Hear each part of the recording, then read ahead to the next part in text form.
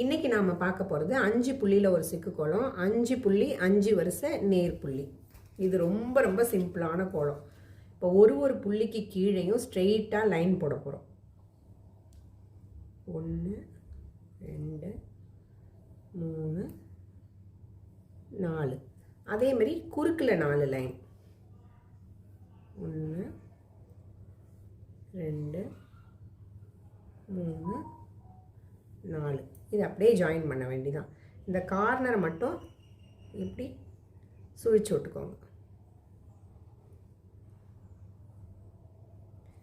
இப்போ இந்த கார்னரையும் இப்படி ஸ்ட்ரெயிட் லைன் போட்டு ஜாயின் பண்ணிக்கோங்க.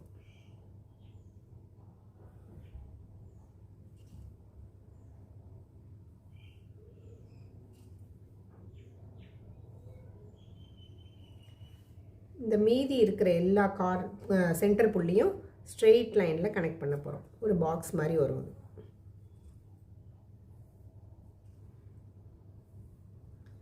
அதே மாதிரி சென்டரில் இருக்கிற இந்த இதையும் ஒரு சின்ன ஸ்கொயர் மாதிரி இப்படி போட்டு கனெக்ட் பண்ணிடலாம்.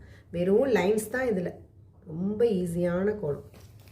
இந்த சென்டரில் இருக்கிறப்படி கொஞ்சம் பெருசாக்கிட்டேன். அவ்வளோதான். சூப்பர்.